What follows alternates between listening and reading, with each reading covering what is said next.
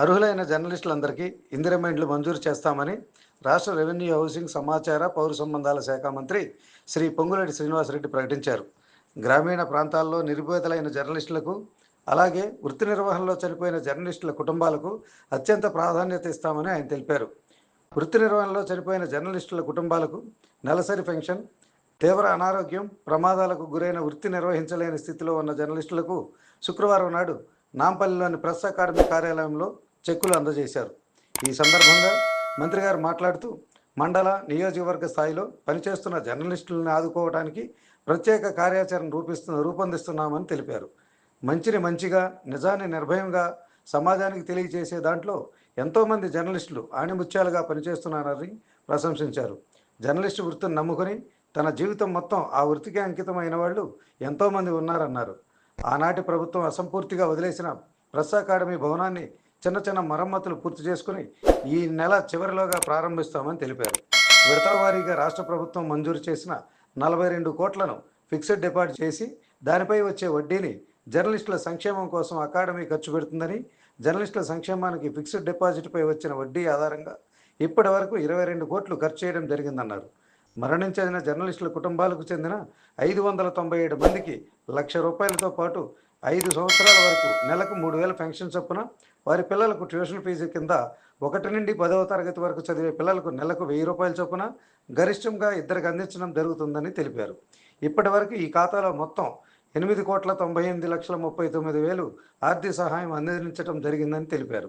Khammam parliament సభ్యులు రామసహాయం రఘురామరెడ్డి మాట్లాడుతూ, ఈ సమాజంలో జర్నలిస్టు వృత్తి అత్యంత కీలకమైందని, తమ ప్రాణాలను లెక్క చేయకుండా సమాచారాన్ని ప్రజలకు అందిస్తున్నారని, గడిచిన 2 రోజులుగా 2 దేశాల మధ్య ఏం జరుగుతుందో అన్న ఆతృతతో ఎదురు చూస్తున్న ప్రజలకు తమ ప్రాణాలను లెక్క చేయకుండా సమాచారాన్ని ప్రజలకు చేరవేస్తున్నారని కొనియాడారు. Press academy chairman Shri K Srinivasareddy మాట్లాడుతూ, అర్హులైన జర్నలిస్టులకు ఇందిరమ్మ ఇండ్లు ఇవ్వాలని, జర్నలిస్టుల సంక్షేమానికి నిధులు పెంచాలని విజ్ఞప్తి చేశారు. ఈ కార్యక్రమంలో సమాచార, పౌర సంబంధాల శాఖ కమిషనర్ శ్రీ వినయ్ కృష్ణారెడ్డి పాల్గొన్నారు. తెలంగాణ రాష్ట్రంలో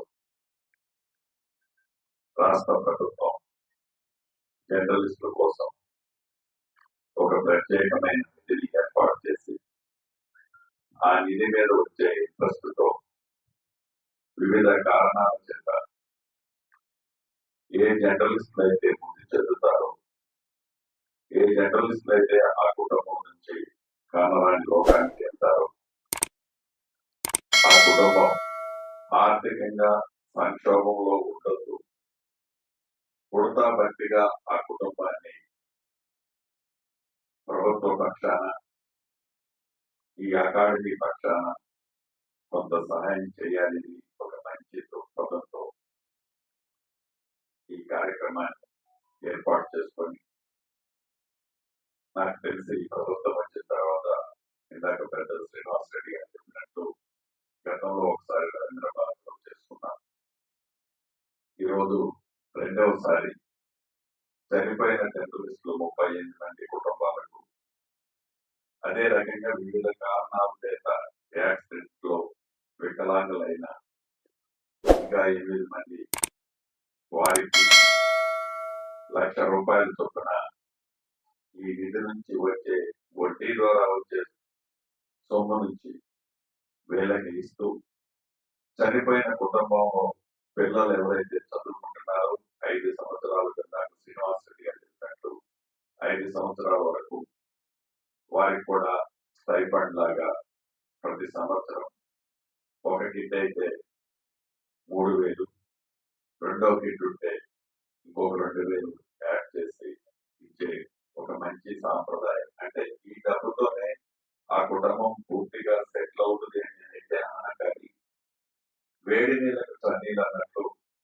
వాళ్ళకి కూడా, అయ్యో ఇప్పటిదాకా ఈ వృత్తిలో పనిచేసిన నా భర్త, నా కుటుంబ సభ్యులు అకస్మాత్తుగా మమ్మల్ని వదిలేసిపోతే ఈ వ్యవస్థే మమ్మల్ని మర్చిపోయింది అనుకోకుండా ఉండే విధంగా మేము మీకు అండగా ఉన్నాం, భరోసాగా ఉన్నాం, డబ్బే కాదు అన్ని రకాలుగా మీ వెన్నుదన్నుల్లో ఉంటామని చెప్పే ఒక సంఘీభావం చెప్పే ఒక మంచి సాంప్రదాయం. దీన్ని చేసుకోవడం, కంటిన్యూ చేసుకోవడం అనేది తప్పకుండా ఆశించదగ్గ విషయం. తర్వాత శ్రీమంగా చెప్పినట్టు యాజ్ ఆఫ్ నౌ ఇప్పుడు ఉన్న దాని ప్రకారం ఇంట్రెస్ట్ తో మనం కుటుంబాలకు సంబంధించిన మాత్రం మీట్ అవ్వగలుగుతున్నాం. అందులో ఇష్యూ ఏమీ లేదు.